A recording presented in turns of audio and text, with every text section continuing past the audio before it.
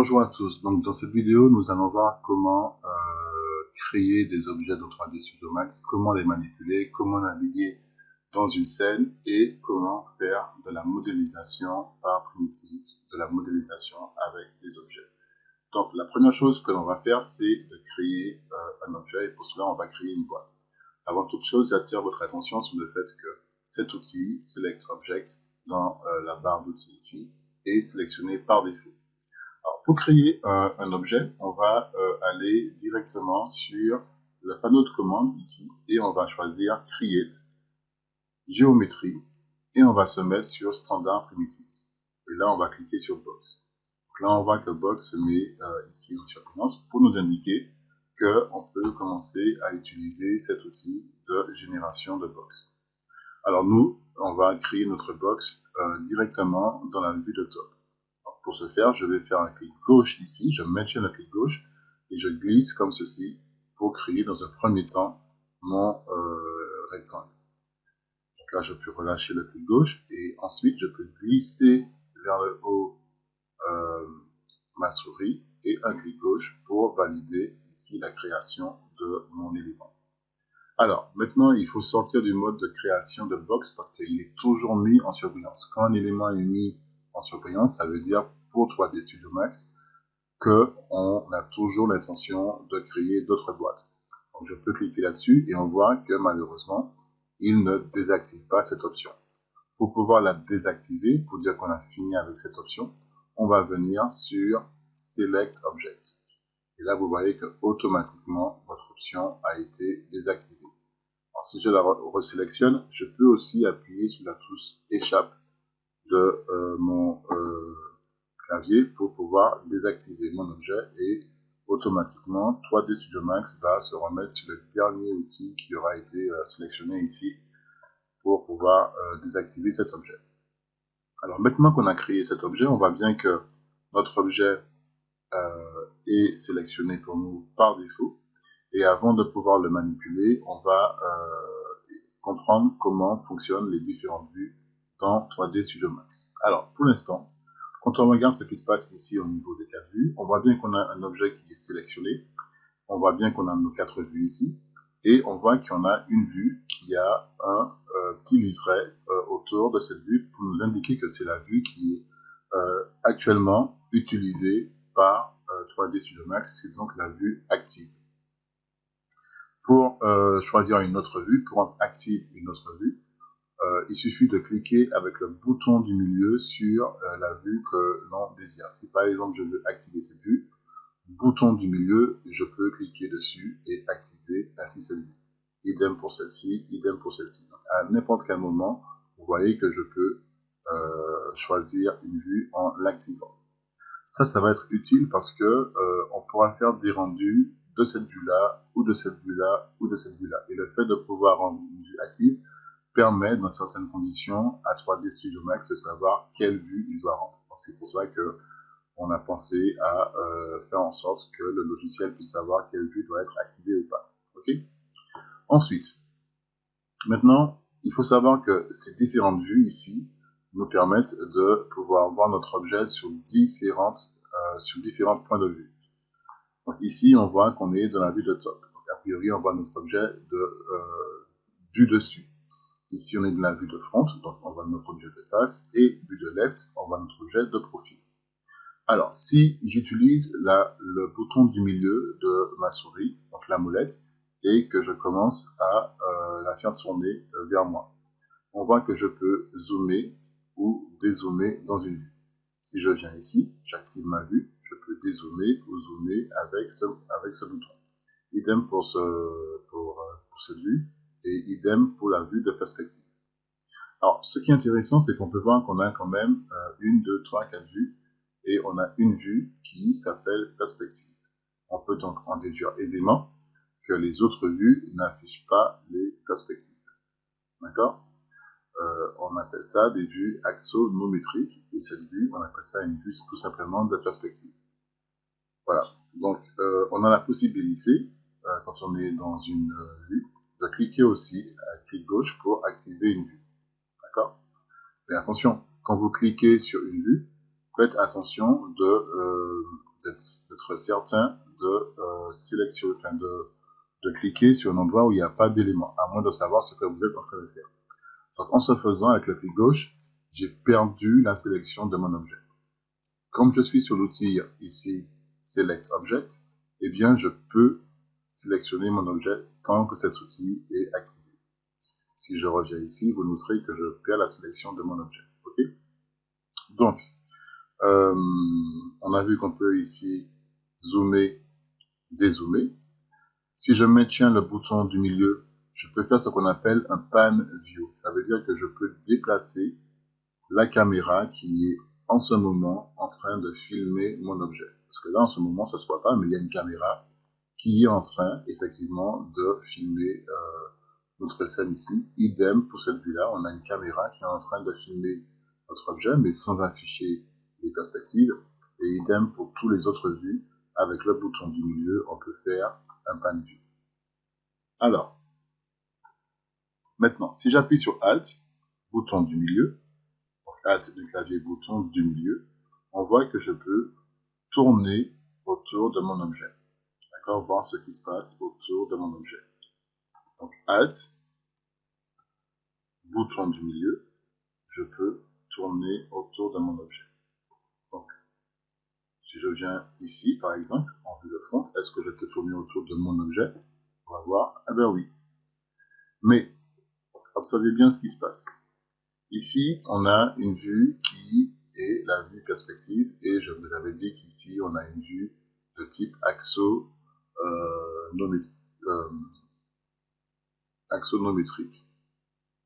C'est-à-dire que c'est une vue de type orthographique qui n'affiche pas les perspectives convenablement et qui nous permet de ne pas apprécier notre objet idéalement comme dans une vue en perspective. Donc faites vraiment attention à ça. Cette possibilité de pouvoir travailler avec des vues qui n'affichent pas les perspectives peut être utile pour placer rapidement des éléments. Et lorsque vous aurez besoin de modéliser convenablement des éléments, et bien là, il faudra passer dans la vue de perspective. Okay. Donc, je vous rappelle que je suis venu ici sur la vue de front, j'ai appuyé sur Alt, et ça m'a permis de pouvoir faire une rotation de ma caméra autour de mon objet. Donc la caméra est en train d'orbiter autour de mon objet. D'accord? Si je veux revenir à ma vue par défaut, ma vue de front, je peux appuyer sur le raccourci clavier F. Comment je sais que je peux appuyer sur le raccourci clavier F? C'est parce que si je viens ici sur Front et que je clique dessus, eh bien je vois que pour Front, j'ai ici un raccourci clavier. Et d'ailleurs, je peux voir que dans ce menu contextuel qui vient de s'ouvrir, je vois que ici j'ai une petite barre, d'accord? Et une barre ici pour m'indiquer les différentes vues que je peux avoir dans cette fenêtre.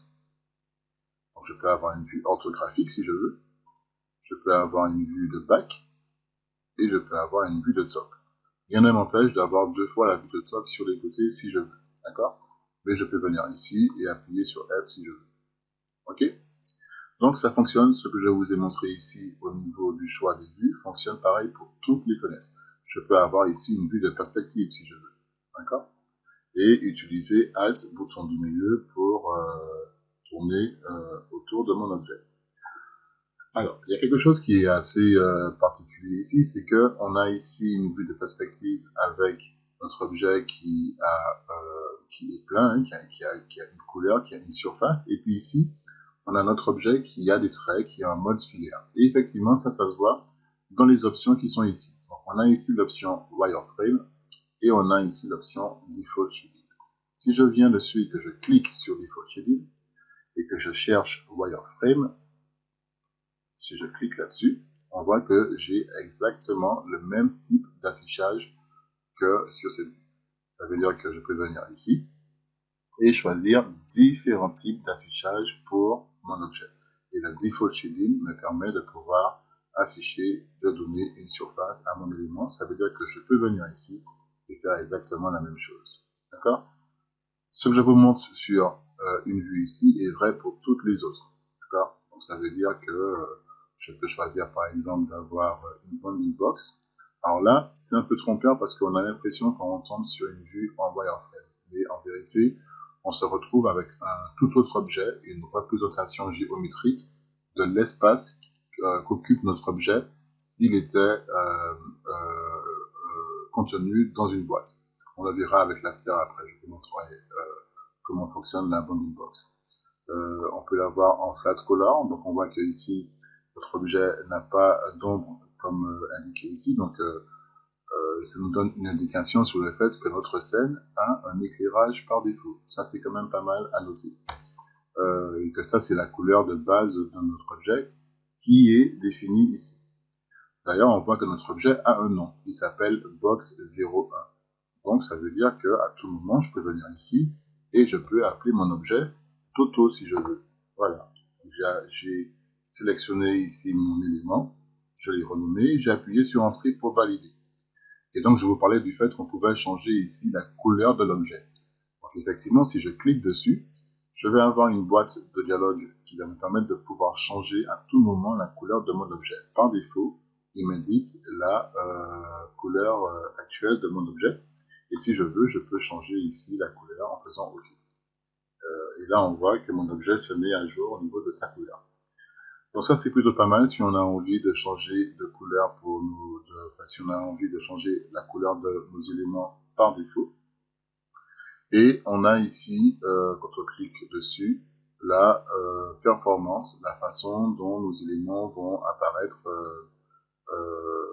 vont être interprétés au niveau de leur qualité. Donc on pourra leur demander par exemple d'illuminer la scène avec les lumières par défaut de notre scène, donc du logiciel. On pourra leur demander par exemple aussi de gérer les ombres ou pas. D'accord? Pour l'instant, on laisse tout ça comme ceci, on n'y touche pas, on verra cette partie-là après. Donc, le plus important, c'est que maintenant, vous savez qu'avec le bouton du milieu, vous pouvez faire un pan view. Avec Alt, vous pouvez tourner autour de votre objet. Et avec la molette de la souris, vous pouvez zoomer, dézoomer. D'accord? Mais attention, quand je zoome comme ça, on voit que, je ne sais pas si vous avez senti, mais on zoome par palier. D'accord? Et ça, c'est pas forcément précis. Donc, je vais vous montrer une autre méthode qui consiste à appuyer sur CTRL, ALT, bouton du milieu. Et quand on fait ça, eh bien, on peut zoomer, on peut rapprocher la caméra ou l'éloigner de notre pièce. Ce n'est pas un zoom en fait. C'est la caméra qui se rapproche ou qui s'éloigne de l'objet. D'ailleurs, vous noterez que mon objet n'a pas besoin non plus d'être forcément sélectionné pour que je puisse savoir comment il s'appelle.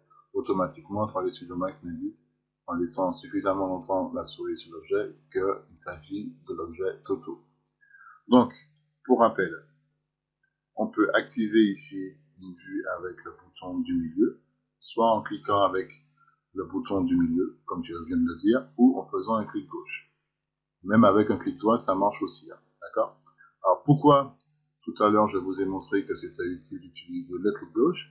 C'est parce que si je viens sur l'outil ici de sélection et que je prends mon objet ici, eh bien, le bouton du milieu me permet de ne pas perdre ma sélection. Et ça peut être utile dans bien des situations. D'accord? Alors qu'avec le clic gauche ou le clic droit,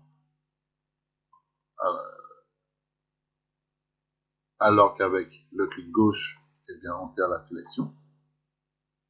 Avec le clic droit, par contre, on peut on peut ouvrir ici ce qu'on appelle des menus contextuels pour pouvoir avoir accès à certaines options. Donc, on verra ça après. Donc maintenant, il est temps de sélectionner notre objet et de le bouger. Parce que pour l'instant, il est tout le temps présent dans la scène. Enfin, il est collé ici de notre univers, mais il ne bouge pas. Donc pour ça, on va prendre un outil qui s'appelle Select and Move. Et cet outil va nous permettre de pouvoir déplacer notre objet dans notre univers 3D. Alors quand je prends l'outil Select and Move, on voit qu'on a quelque chose qui apparaît au niveau de notre objet qui s'appelle un axis. Cet axis, on peut voir qu'il nous donne des directions avec des petites flèches. qui nous indique dans quelle direction on peut déplacer notre objet. Et si vous avez fait attention, et bien sur les côtés ici, on voit qu'on a des petits carrés pour chaque axis qui représente un plan. D'accord? Par exemple, si je viens ici sur l'axis Y, bouton du milieu pour activer cette vue et ne pas perdre ma sélection, je peux déplacer mon objet sur l'axe Y. Okay? Je peux déplacer aussi mon objet sur l'axe Z ou sur l'axe X. Mais si j'ai envie de déplacer mon objet sur l'axe Z et Y en même temps, eh bien je vais devoir venir sur le petit carré qui représente le plan X, Z, Y pour déplacer mon objet sur ces deux éléments. Alors comment je suis sûr que ces deux éléments sont en train d'être modifiés en même temps? C'est parce que ici j'ai une fenêtre de coordonnées qui me permet de voir quelles sont les valeurs qui sont en train d'être modifiées et quelles sont les coordonnées de mon objet dans cet espace. Par exemple, ici sur Y, si je bouge cette valeur, on voit qu'il n'y a que la valeur Y qui bouge. Si je viens sur Z, on voit qu'il n'y a que la valeur sur Z qui bouge, alors que si je vais maintenant sur Z et Y et que je prends ce plan-là, hop, eh bien on peut voir que ce sont uniquement que ces deux éléments qui se mettent à bouger. Ok? Alors, ça peut être assez vite frustrant de travailler sur 4 vues en simultané. Comme je vous l'avais dit dans la vidéo précédente, on peut ici naviguer dans la vue grâce à ces boutons. Alors, je vous ai montré les raccourcis clavier, mais vous avez la possibilité de pouvoir, par exemple, prendre l'outil Orbit Subobject qui permet de pouvoir tourner autour de notre objet. D'accord? Vous avez l'outil Pan View qui permet de pouvoir déplacer la caméra. Et vous avez la possibilité de pouvoir vous rapprocher ou vous éloigner de votre objet. Donc vous avez ces trois éléments qui vous permettent de pouvoir effectuer ces opérations de navigation dans vos vues aussi si vous voulez. Mais il y a un outil qui est quand même pas mal qui s'appelle l'outil Maximize Viewport Toggle. Alors, si je clique dessus, alors que j'ai cette vue qui est activée, bien évidemment, il va me maximiser cette vue. Il va me la mettre en grand, elle va remplacer toutes les autres vues. Et ainsi, je peux vraiment me concentrer sur une seule vue pour observer mon objet sur toutes les coutures. Ok? Donc, si je veux sortir de ce mode-là, vous avez vu que j'ai recliqué sur Maximize Viewport Toggle pour revenir en mode 4. Donc, je peux maximiser cette vue avec le bouton du milieu. J'ai sélectionné ici cette fenêtre et je peux maximiser cette vue à tout moment aussi. Ok? Bouton du milieu pour repositionner mon objet comme je veux. Donc, je vais ici prendre l'outil Select and Move et je vais maximiser donc cette vue ici, la vue de perspective. Celle-ci, je la repasse en vue de front, histoire qu'on ait quand même le goût comme il faut. Et je vais maximiser donc la vue de perspective, donc celle-ci, et je la maximise. Voilà. Donc maintenant, on sait comment placer nos éléments. Là, j'aime bien utiliser les raccourcis clavier pour naviguer autour de mon objet. Donc, bouton du milieu, Alt, bouton du milieu pour tourner, Alt, contrôle pour zoomer ou pas, ou j'utilise tout simplement la molette pour tourner autour de mon objet. C'est très important d'être bien à l'aise avec la navigation dans une vue. D'accord? Vous pouvez utiliser aussi cet outil qui s'appelle le ViewCube, qui permet de pouvoir naviguer dans une vue 3D. Donc vous pouvez choisir de cliquer sur les petites flèches, c'est assez intuitif comme utilisation, si vous voulez. Donc vous avez ici une petite boussole, mais vous pouvez aussi par exemple faire un clic gauche dessus, maintenir le clic gauche, et puis tourner autour de votre objet comme bon vous semble. C'est à vous de voir. Ok? Je pense que c'est plutôt intuitif aussi comme objet pour naviguer autour de son objet. Donc, je vous parlais justement de cet outil, l'outil Select and Move. On va revenir à cet outil. On a vu qu'on pouvait donc naviguer, déplacer un objet en choisissant ici un axe. Si on peut le faire, si on peut bouger notre objet sur le plan Z et Y, on peut bien évidemment le faire sur tous les autres plans. Mais attention, ce que je vais vous montrer maintenant, c'est quelque chose d'assez spécial, c'est que si j'appuie sur Oops, excusez-moi, j'ai fait beaucoup de bêtises, si j'appuie sur CTRL ALT les boutons du milieu. Hop. Voilà, comme ceci. Oups. Voilà. Eh bien, j'ai la possibilité, quand je viens sur un axe, de pouvoir le sélectionner. Et alors que cet axe est sélectionné et plus les autres, ça veut dire que je peux maintenant venir à n'importe quel endroit sur mon objet pour bouger mon objet uniquement que sur l'axe Z. Ça veut dire que si je vais sur les côtés, là, comme ceci, c'est impossible. Vous avez vu? Parce que je lui ai demandé ici de me sélectionner l'axe Z. Ça veut dire qu'on a la possibilité de contraindre le déplacement d'un objet dans 3D Studio Max. Si je viens ici, je ne pourrai plus aller vers le haut, mais uniquement que sur l'axe Y. Et idem pour l'axe X. Donc ça, c'est pour l'outil Select and Move. Si je vais sur l'outil Rotate, eh bien, on voit que je peux faire une rotation de mon élément sur un axe. Ici, je sais que c'est sur l'axe, ça ne devrait pas être l'axe X, mais l'axe Y. Ici, l'axe... Oui, c'est ça. Donc là, on est sur l'axe X, d'accord? Ici, on est sur l'axe Y, et ici, on est sur l'axe Z. D'où l'importance de bien se repérer par rapport aux couleurs. Donc, l'outil Rotate est facile d'utilisation. On peut donc soit sélectionner un axe, et comme vous avez vu, pareil que pour l'outil de translation ici, eh bien, on peut lui dire de faire une rotation uniquement que sur un seul axe en le sélectionnant. Donc, idem pour ici, je peux uniquement faire une rotation que sur un seul axe, pas sur plusieurs en même temps. Je peux faire une rotation par rapport au point central de mon objet, donc au point de pivot de mon objet. D'accord. Et si j'avais envie de revenir à une solution par défaut, eh bien je peux, alors que mon objet, que mon outil Select and Rotate est sélectionné ici, appuyer sur 0 pour remettre toutes ces valeurs ici à 0. Vous avez vu, c'est plutôt sympa. On a la possibilité de pouvoir directement ici éditer les valeurs de nos éléments. Donc pareil pour ici, je peux sélectionner mon objet et remettre ces valeurs à 0. Donc je rentre ici 0 et je valide avec la touche entrée du pavé numérique. Donc là, mon objet est à nouveau sur le sol et je dézoome avec le bouton, avec la molette de ma souris. D'accord?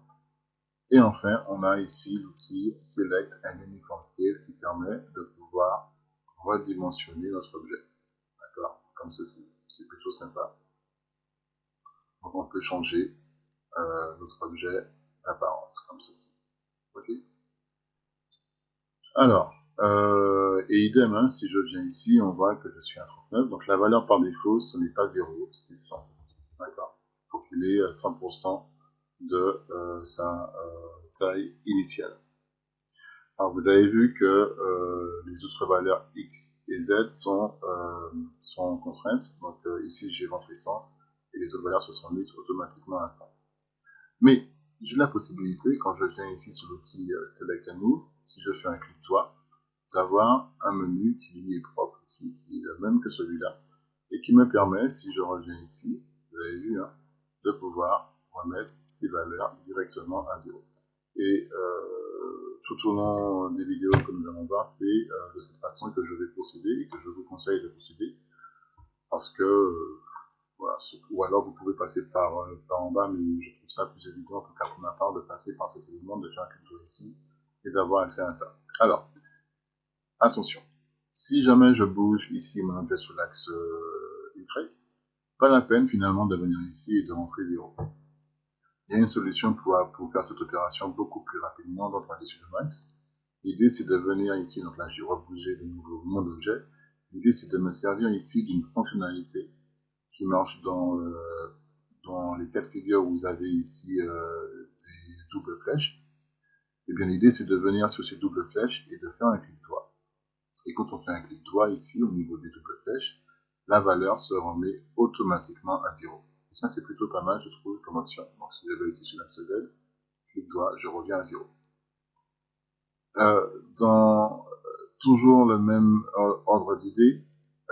Si je viens ici, que je maintiens mon clic gauche, et que, alors que mon clic gauche est toujours maintenu, je me dis finalement je ne veux pas que mon objet soit déplacé en haut, que je change d'idée, clic droit, mon objet revient à 0.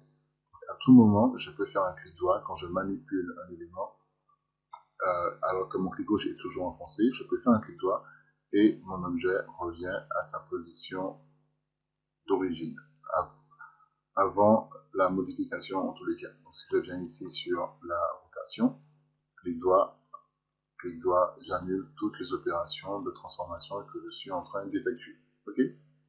Alors, je dois vous préciser quand même que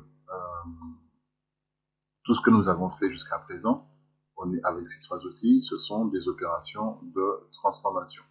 Ces opérations de transformation s'effectuent par rapport à un point qui est représenté ici, qui est le point de pivot de notre élément. Et c'est à partir de ce point que s'effectuent toutes les opérations de transformation. Donc on a vu une opération de translation, on a vu une opération de rotation, et on a vu une opération de mise à l'échelle. D'accord? Et l'opération de mise à l'échelle nous montre bien que c'est à partir de l'emplacement du point de pivot que notre élément se met à jour au niveau de son échelle. C'est à partir de l'outil de son point de pivot que mon objet est en train d'effectuer donc une rotation. Si je me mets ici dans cette vue, on pourra bien voir que le point de pivot est ici et que c'est bien sur ce point de pivot que l'objet est en train de basculer. Ce sera un petit peu moins visible avec l'outil Select. D'accord? Donc, je vais cliquer ici sur Maximize Report pour pouvoir justement revenir en mode calcul. Donc, on a quand même vu pas mal de choses ici. On a vu qu'on pouvait créer une boîte. On a vu qu'on pouvait naviguer dans une vue avec différentes options pour zoomer, pour faire un panel view ou pour tourner autour d'un élément. D'accord? Après l'avoir sélectionné, hein, bien évidemment. On a vu que quand on crée un élément dans un Studio Max, et bien si on veut sortir de ce mode, on peut appuyer sur Échappe, ou alors on peut choisir Select Object. Alors là, pour l'instant, on avait vu qu'on pouvait choisir Select Object, mais on peut choisir tout autre élément qui permet de pouvoir sélectionner un objet. Et en l'occurrence, vous aurez noté qu'avec l'outil Select and Move, ou l'outil Select and Rotate, ou l'outil Select and Uniform Scale, eh bien, on a la possibilité de pouvoir sélectionner nos éléments aussi. D'accord? Alors, dernière chose, on peut supprimer un objet. Pour supprimer un objet, eh bien, il suffit de le sélectionner et d'appuyer tout simplement sur Supprimer. Ou alors, on le sélectionne et on va dans le menu Edit et on cherche Delete. Donc là, nous venons de supprimer tous nos éléments. D'accord? Je vous rappelle que ici, je suis en mode orthographique, je peux appuyer sur F si je veux pour revenir à une vue standard. Donc, je vais recréer de nouveau ici un élément, donc ici une boîte, hein, maintenant on sait comment ça fonctionne. Et je vais créer ici une sphère parce que je vous avais dit tout à l'heure qu'on avait la possibilité de pouvoir voir notre objet en mode bounding box. Et vous noterez que lorsque mon élément est sélectionné, on voit qu'on a ici des petits indicateurs visuels qui nous indiquent que notre objet est contenu dans une boîte. Ça, c'est la bounding box, c'est la boîte englobante qui contient notre objet. C'est une boîte virtuelle. Et par exemple, si je vais ici sur standard ici, je peux lui demander de m'afficher les boîtes englobantes de tous mes éléments. Et comme ici on avait un rectangle, forcément l'espace qu'elle occupe dans une boîte englobante est maximal, on va pas trouver la différence, alors que pour ici notre sphère, eh bien, on peut voir la boîte englobante de notre objet. Okay, donc c'est ça que je voulais vous montrer aussi. Je reviens sur un mode default shading et on va passer à une autre étape. Donc je peux sélectionner bien évidemment mes éléments ensemble, les déplacer ensemble et les supprimer ensemble. Maintenant, ah oui, il faut quand même que je vous montre que si on a créé des éléments dans 3D Studio Max, parfois on peut créer des éléments et on peut se perdre assez rapidement en faisant, sans faire attention, on peut déplacer nos éléments et avoir du mal à les retrouver. La solution que je préconise dans ce cas-là, c'est dans le premier temps de dézoomer autant que vous pouvez pour essayer de retrouver votre élément. Et si vous n'arrivez toujours pas à les trouver, vous avez ici un outil qui s'appelle Zoom Extend All Selected. Alors, Zoom Extend All Selected, ça veut dire qu'il va essayer de vous retrouver tous vos objets qui sont actuellement sélectionnés. Et si vous n'avez aucun objet de sélectionné, est-ce que cet outil fonctionne? Eh bien oui. Vous voyez que automatiquement, il permet de pouvoir vous afficher tous les éléments qui ne sont pas sélectionnés et vous les mettre en scène. Par contre, si j'ai un objet qui est sélectionné, il va vraiment vous afficher cet objet qui est sélectionné. Si j'enlève cette sélection ici et que je clique sur ce bouton, là il me mettra tous les éléments. Donc, à n'importe quel moment, vous avez la possibilité de pouvoir soit vous focaliser sur un objet, ou soit de lui demander de vous montrer tous vos éléments. Alors attention, parce que si je dézoome vraiment à fond comme ceci, que je prends cet objet et que je le déplace, alors je veux le déplacer, que je le déplace sur les côtés comme ça, d'accord? Maintenant il est très très loin, hein, on est bien d'accord. Je vais le placer encore plus loin. Eh bien, si je fais un zoom extend all, vous allez voir qu'effectivement, il va me montrer tous les éléments, mais ça va dépendre aussi de la distance qu'il y a entre ces différents éléments. En fait, attention à ça, c'est logique. Donc voilà. Ok. Donc, on va passer à autre chose. Je vais prendre tous ces éléments et je vais les supprimer. Je peux faire aussi un zoom extend sur tous les éléments, même s'il n'y en a pas, et ça a pour effet de me remettre ma scène avec la disposition par défaut. D'ailleurs, si j'appuie sur G, vous voyez que je peux supprimer la grille. Si je veux, je peux masquer l'affichage de ma grille. Et si j'appuie de nouveau sur G, eh bien, je peux la faire apparaître de nouveau. Donc, G permet d'afficher ou de masquer la grille sur n'importe quel grille.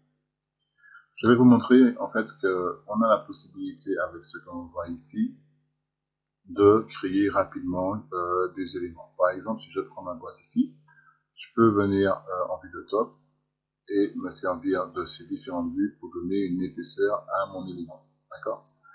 Avec cet élément créé, je peux venir toujours ici en vue de top, comme ceci, et je peux créer ici un mur comme ceci.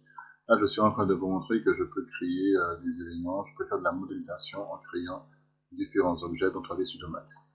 Alors, j'ai la possibilité de créer un mur qui aurait les mêmes dimensions que celui-là, mais c'est plus simple pour moi de le dupliquer. Donc, pour ça, j'ai le menu Edit.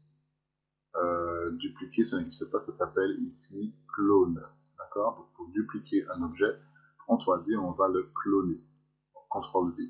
Donc, si je clique sur Clone, j'ai une fenêtre qui apparaît.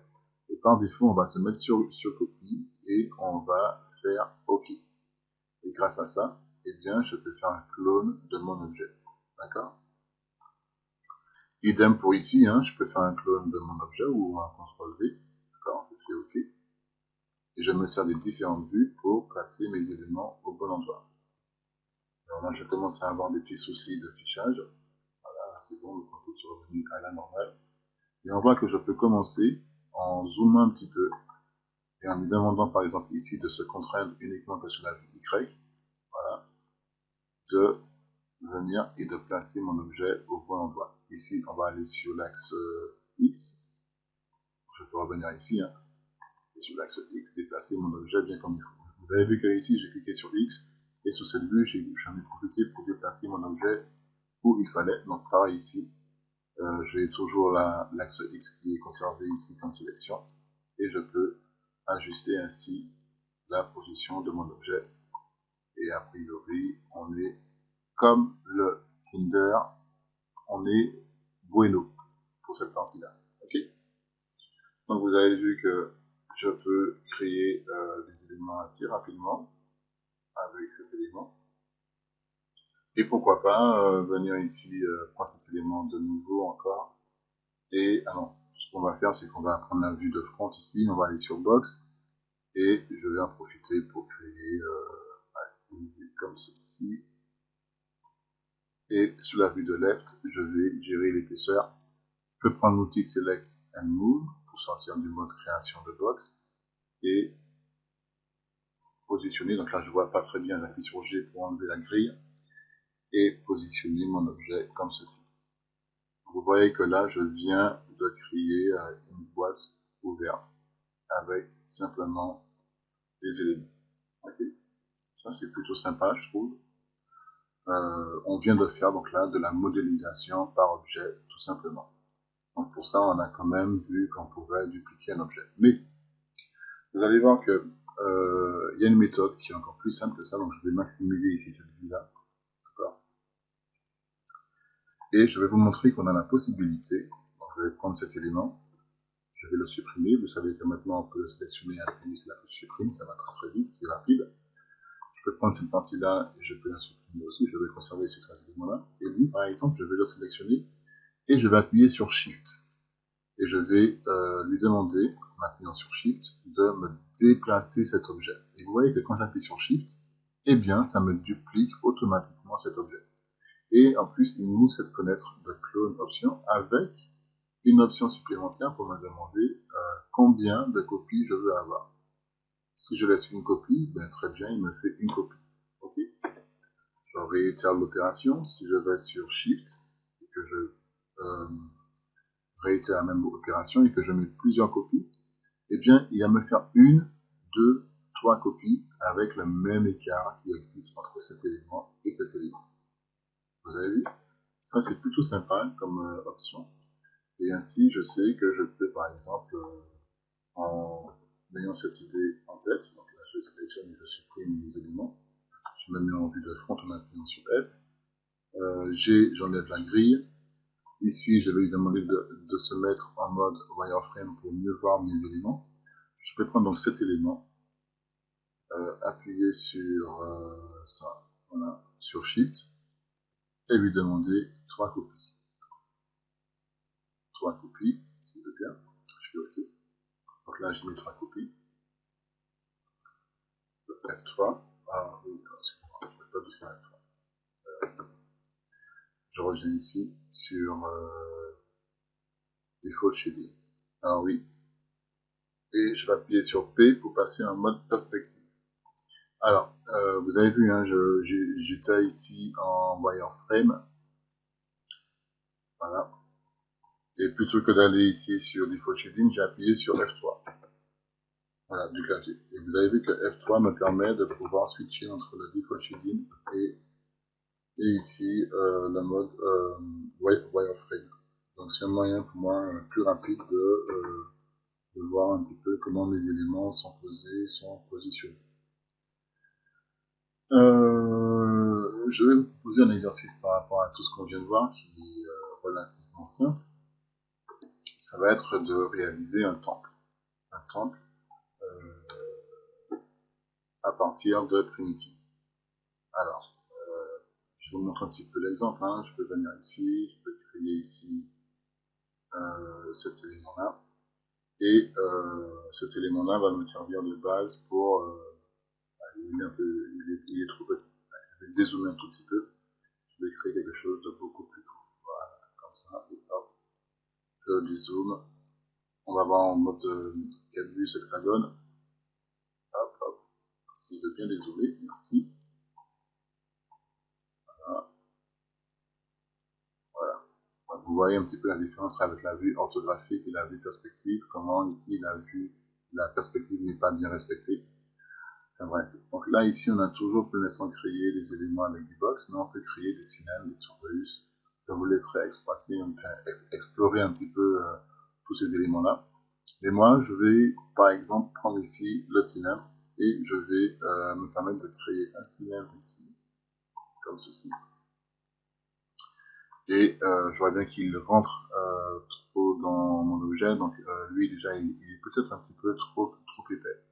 Ah oui, alors ça c'est très important quand même de savoir ça, c'est que une fois qu'on a créé nos éléments, quand on vient ici, hein, on peut effectivement donner une épaisseur à nos éléments, mais on peut aussi changer à tout moment, après les avoir créés, les valeurs de notre élément. Donc, par exemple ici, alors que mon objet a été créé, je peux lui demander d'avoir plus ou moins de segments en longueur, en largeur ou en hauteur, ou je peux changer la valeur de sa hauteur, de la globalité de la hauteur de mon objet, ainsi que sa largeur ou sa longueur. Mais si je viens ici, que je fais ça et que je retourne sur mon objet, dans la catégorie Create, je n'ai plus accès aux paramètres de ma box 2. Pour y avoir accès, je vais devoir cette fois-ci aller sur Modify. Et sur Modify, alors que mon objet est sélectionné, je retrouve les différentes valeurs de longueur, de largeur et de hauteur qui me permettront d'ajuster ici les paramètres de mon objet. Alors, par défaut, je vous conseille vraiment de rester avec des segments, avec très peu de segments, parce que ça permettra, lors de l'étape du rendu, d'avoir un rendu beaucoup plus rapide.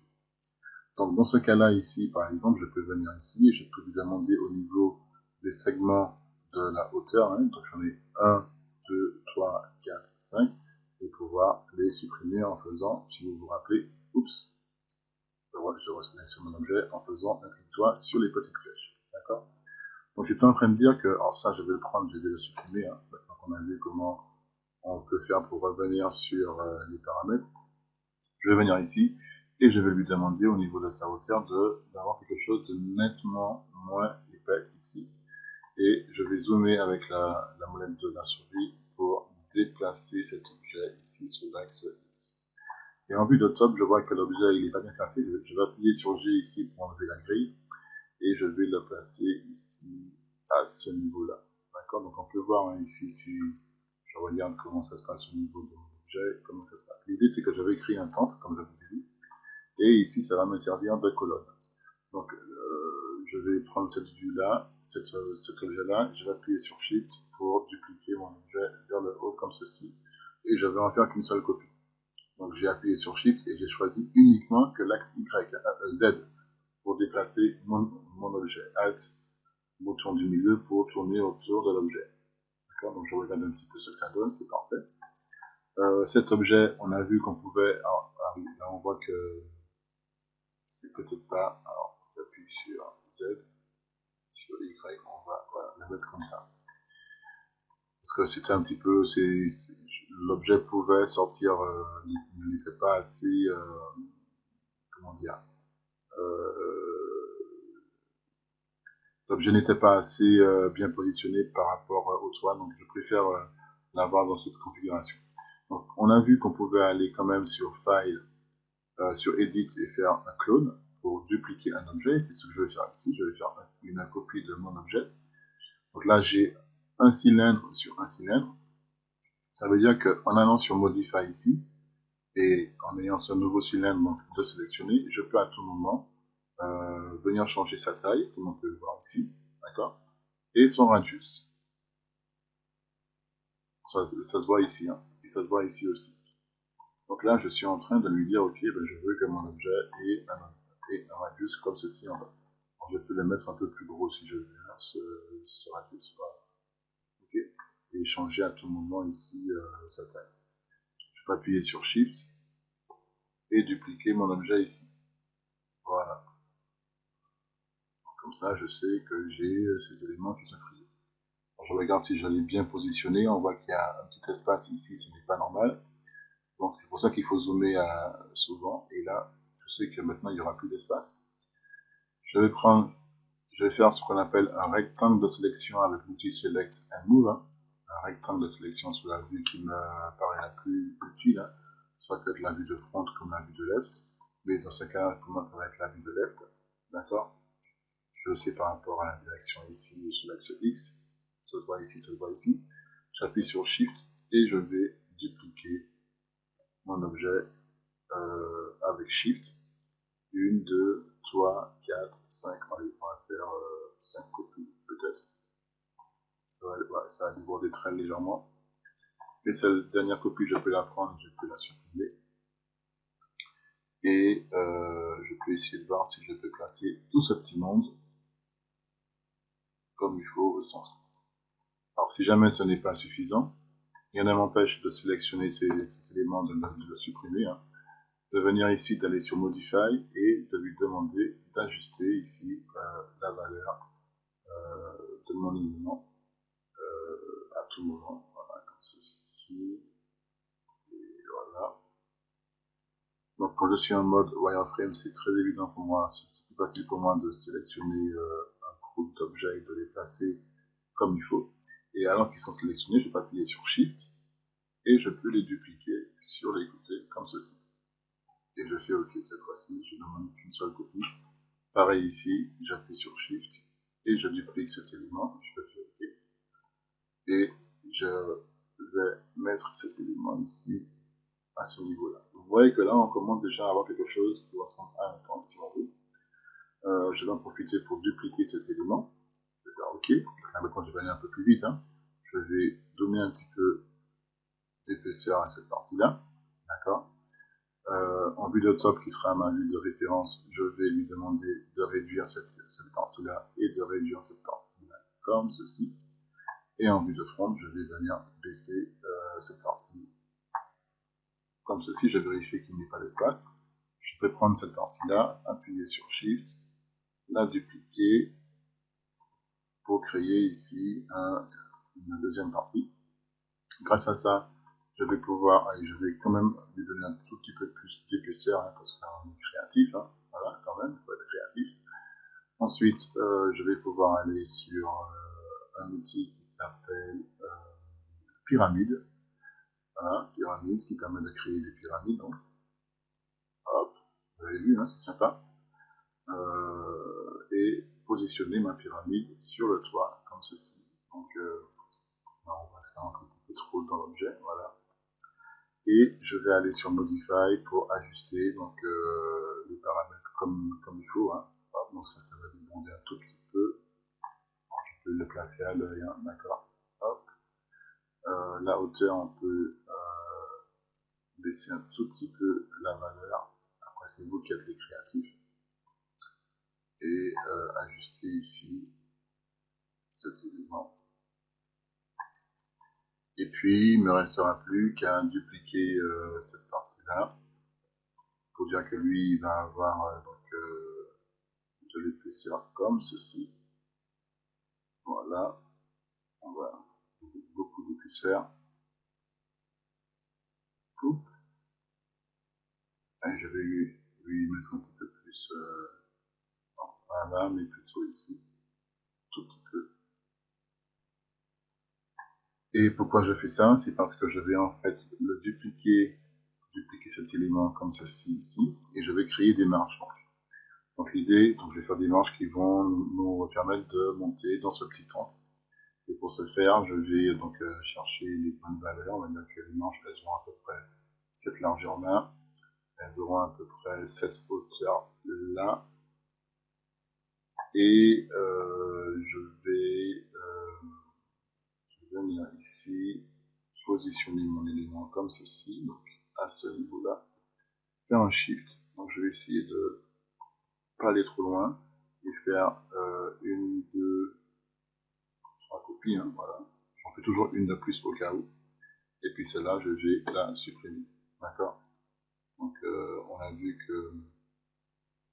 Alors ça, je vais monter un tout petit peu ça en haut.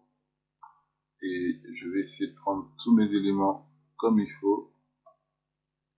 Et si je veux ajouter les éléments à ma sélection, c'est comme dans Windows, je fais CTRL et j'ajoute cette partie-là. Donc CTRL me permet de pouvoir ajouter des éléments à ma sélection et je peux descendre cette partie ici. Donc, alors maintenant que j'ai ça, je peux prendre ça, dupliquer ces éléments avec Shift. Je vais faire plusieurs copies. Hop, voilà. Et je vais sélectionner cette partie-là, je vais la supprimer.